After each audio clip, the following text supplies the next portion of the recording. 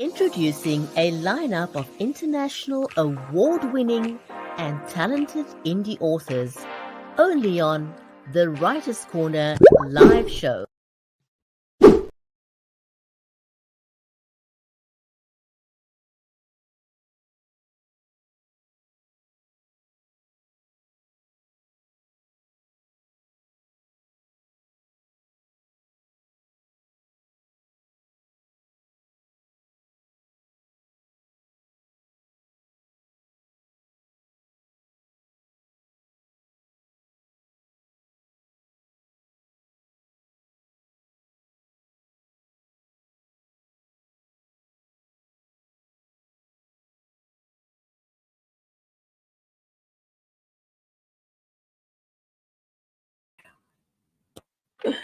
Imagine a world where wars end not with a bang, but at 4 o'clock, where the line between reality and dreams blurs, and where debut novelist Rosanna Staffa unveils an extraordinary narrative that challenges the very essence of storytelling.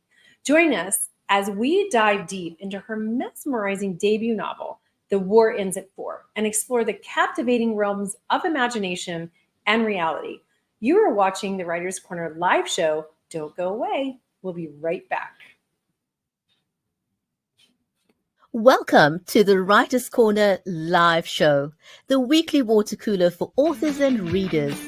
Join us for 30 minutes of insightful conversation with some of the biggest names in the industry.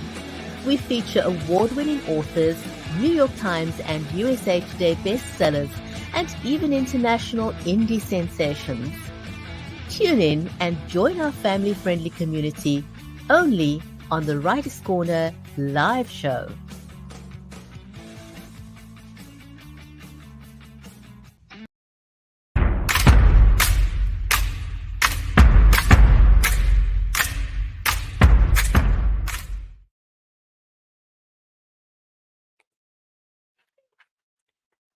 Well, if you are joining us right now, welcome to the Writer's Corner live show. If you're not following us, please make sure to go and get notified so the next time we go live, it'll let you know.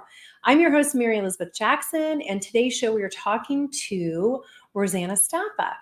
If this is your first time watching this show, then let us know so we can give you a shout out because we love to do that. And the live stream is made possible by Creative Edge and StreamYard and Be Live Media. So a special warm welcome to you, our viewers. So today we have Rosanna Staffa on. And Rosanna Staffa is an Italian-born playwright and author known for her debut novel, The War Ends at Four. It was published in May 2023. She has received recognition for her essays and short stories, including nominations for the Pushcart Prize and inclusion in the Best Small Fictions Anthology. Rosanna's plays have been performed internationally, including off-Broadway in New York. Wow, that is so amazing. And she holds a PhD in modern foreign languages and an MFA in fiction. So we're going to bring her right up in just a second.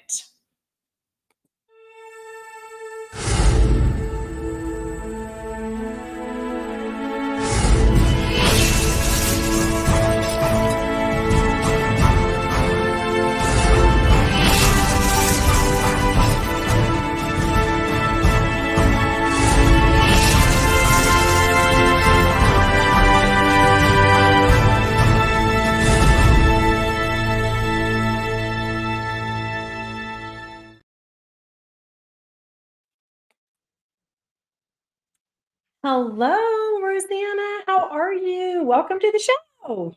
I'm delighted to be here. Thank you for having me. Good morning to everybody, or good evening. I don't know. I know, right? We're all over the world. So it's wherever somebody is. Hello and bonjour. Buongiorno. Yes. Yes. So we're so excited to have you here. And how exciting was that to have your work performed? I know this, I'm not starting with our very first question here because I just am so excited, that that's such an exceptional thing to be able to say, hey, I did this in the world in my life. Yeah. And off Broadway in New York. I mean, oh my gosh.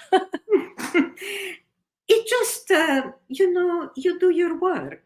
and you keep going, and then things happen, and they're marvelous. I think the stage is a very peculiar medium, because there are so many elements, the actors, the specific actor, the set. I'm especially taken by the set, because the set is like the cover of a book. It has to be the essence of the story without telling the story. So I might surprise you here, but I really marvel at set designers, because in the deep silence before a story starts, like, when you hold the book and you haven't opened it yet, it should welcome you already in, make you imagine, already make you feel that you entered. Yeah. Yes, absolutely. Just take you out of wherever you are. It just pulls you right in. And that's so important. And it really does make a big difference for the success or failure of a piece of work for someone, even with the book. And okay, so we want to know the inspiration. Can you share it with us behind your debut novel, The War Ends at Four? What compelled you to tell this particular story at this point in your career? I kept thinking about my life in Milan, this interrupted conversation, with yourself, that I occasionally kept having. And I wanted to ask questions to myself, because home is where you are when you don't have a part, apropos of theater, not a costume, not a part, nothing, you're yourself. And I said, could I abandon that? What was it? What made me go away? What would make me go back if I went back? And they were just questions. It actually happened one night that I was alone, and I thought, right now is daytime in Milan. And I saw the noise that was familiar, but I call it family because these are the noises, in the steps and the voices. And I said, I wonder. So now also the talk of war, unfortunately, is now very current. And for me, war was the subtext in my life, because in Europe, it's palpable in buildings that are sometimes left there, with grass growing, but still they're there. And as a child, I was warned by teachers. We were shown posters of things never to touch, which were, hand grenades and things, because you could go up in the woods. War was at home. And I remember, actually, we were children, so we immediately left very excited with shovels to find these marbles, that we wanted to find. Thank God we never did. But and especially war was the subtext in my life, because nobody talked about it. The idea was the parents wanted to protect the children from the fear, but actually made it more fearful, because it's like they would interrupt a conversation and it's like instead of reading a poem, you read a graffiti, and it's on a wall, and it's red, and it's more obvious. And it was all over my life. And I remember my first dreams were of escaping a war, with my dolls, of course, grabbing my dolls and saving them. So it's, it's in the absence of an existence. It was there at all times, there. And I wanted to talk about that emotion.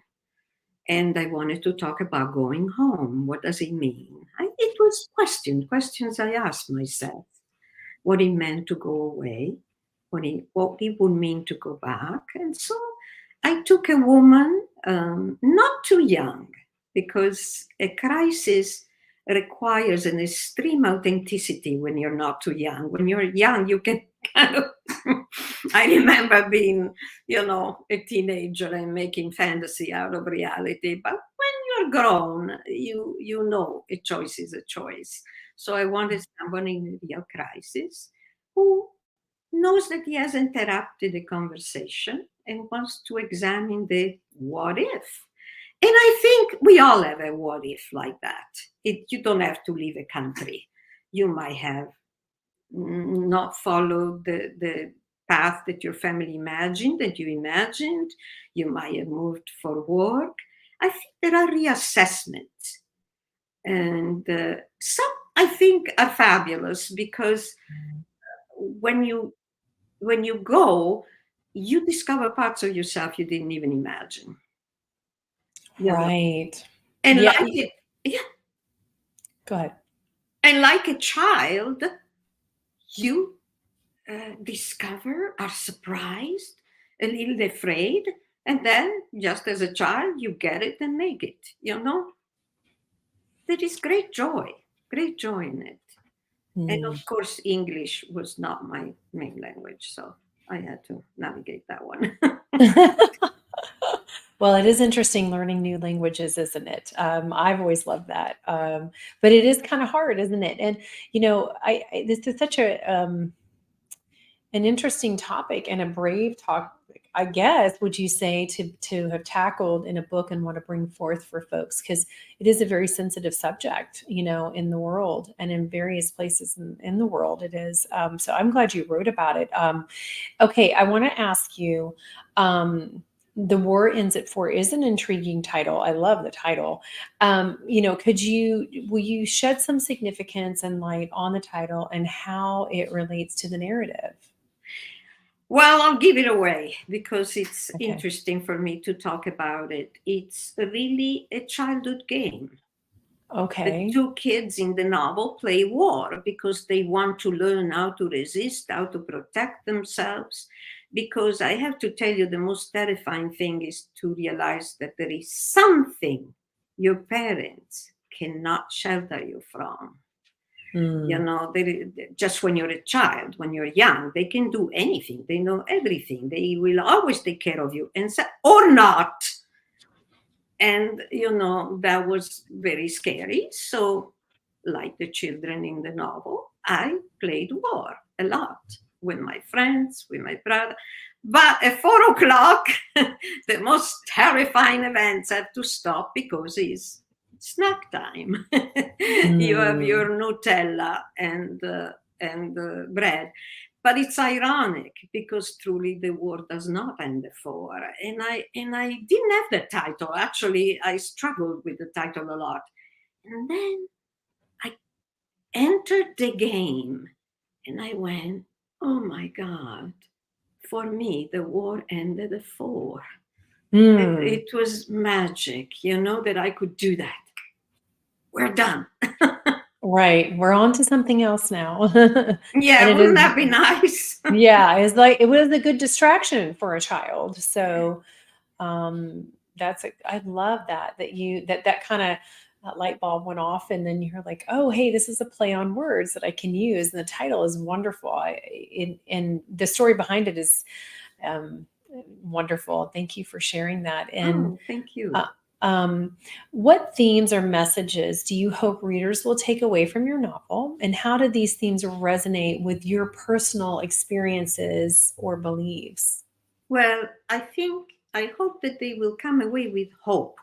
Exactly. That Hmm. no matter what choices you make, they are the choices that are correct for you.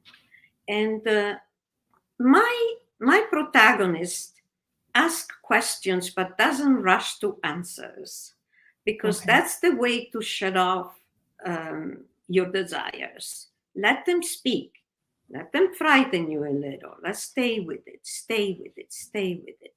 And then questions kind of soften, and you can have a conversation.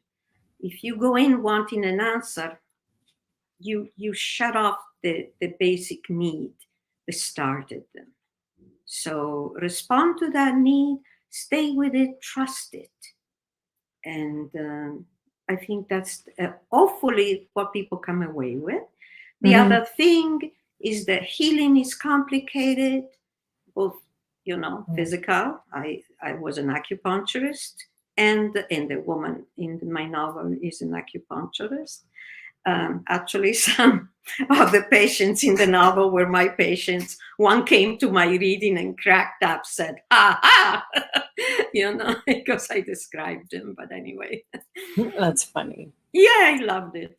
But Um, I must say, healing, it's deep and can come, and it's mysterious, and it's inside of you. You have the power. You have the power to heal. Just mm, like in acupuncture, the meridians are under your very skin, and it's a pathway that seeks harmony. So trust it. You do right. want harmony at your core. And the other thing is that I really want people to come away with is that strength doesn't mean black and white. Strength really means letting questions leave, you know, and Right. that's strength, not to go, okay, you know, just let desires leave, let questions leave. It's important. It is important. Yes. Writing a novel is often, well, it's usually a very deep personal journey. And that's kind of where a lot of the things we write about come from. Can you discuss any personal, connections or experiences that influence the characters or events in your book? Well, the fiction is only fiction because so I can wear a protective mask like actors did on stage and tell myself it's all fiction. And then I go Yeah. very deeply into what is mine. Because, there is always a personal truth when you write, no matter what you write. How could you not write about that? And there are things that are completely true. The father in the story is very close to my father, and the death of the mother in an early age. Many things change because the logic of the story wanted it that way. Mhm. The character that I worked the hardest was Steve because I wanted someone fascinating. So she didn't just go for was a victim of a bad love story. But the other love stories, the other characters are fragments, composites of people I met. Mm. Some closer to one person, some more like different part. It's like a collage. Right. Yes. And it's really, I think people in our lives are so very inspiring to the stories that we write and the persona and the things that we create, and sometimes it's fun to kind of use somebody that is in our life, in our story. And I always tell my daughters, when for a writer, when things don't work out in your life, you just write a story about it because then you can make it work out the way you It's wanted it true. It's the to. magic of writing. I know. the I power. know. The Right. power of writing That's is to right. make it a certain way, the way you want it. Although I confess to you that once I was three-quarters through, the characters had their own persona and they fought me when I wanted them to do certain things. And they said, nah, I don't think so. Oh, isn't that funny? It's funny when they talk back to you and they become almost real in your own life. Yeah, yeah. Yeah. And then you kind of can't sleep and they don't leave you alone and they're kind of hanging out all the time. And, You can't say go have breakfast, I'm, leave me yeah. alone for a second. Yeah. Go outside and play. Leave me alone for a second. I know. So, does the timing of your novel's publication coincide with any current events or social discussions? And what impact do you hope it will have on readers? Well, I hope that right now there is, I think, much discussion about immigration, or so I think.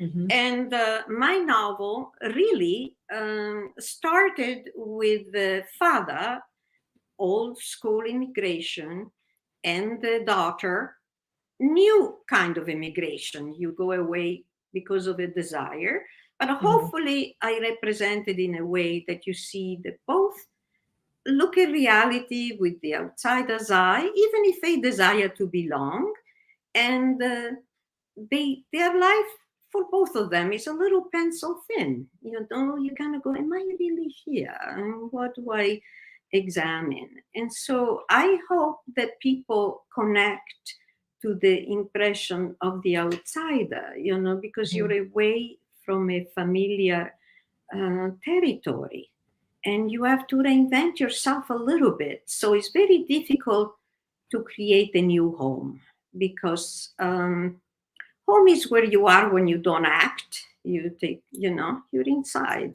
You don't have to do anything. You don't even know who you are. You just are.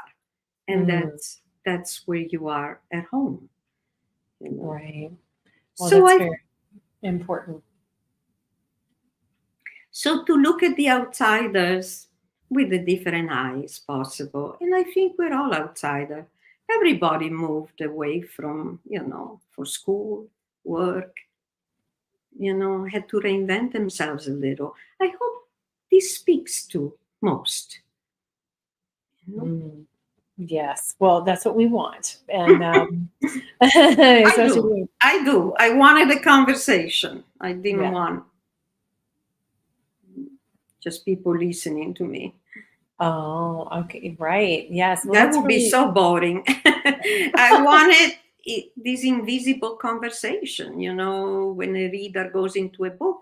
I wanted them to find their own emotion in it, not right. feel my character's emotions, but find their own emotion. Go, yeah, oh, you know, I wanted to them to feel free Right. and communicate at that level, not just following in my steps. And to be honest, I also wanted to give them, apropos theater, a backstage into Milan.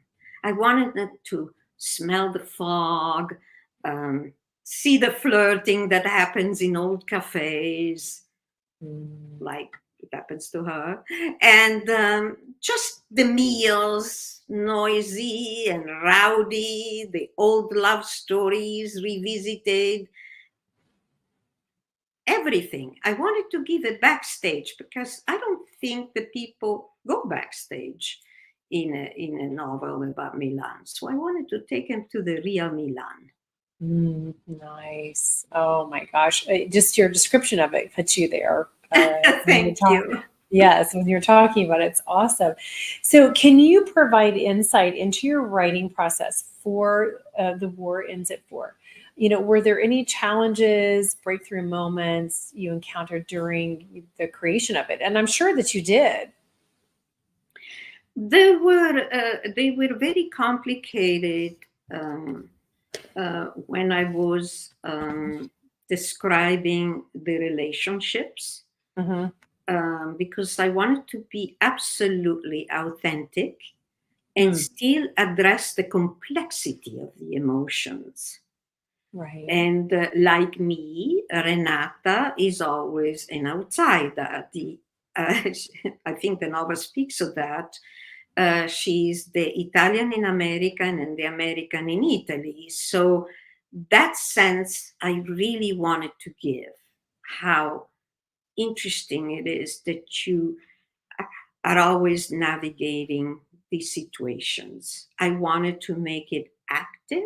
I wanted to make it appealing. I also wanted to make it funny. I think the story has is moments of humor. That's very Neapolitan, you know, because I was born in Naples. Neapolitans have melancholia and humor. So That's wonderful. It helps I us get through life. I think I kept that going. But it was very difficult to write the right things, the right tone, as always, you know, to find exactly the words for it. And it's not Mm. just because they were in English, it's just you have to get centered, you know.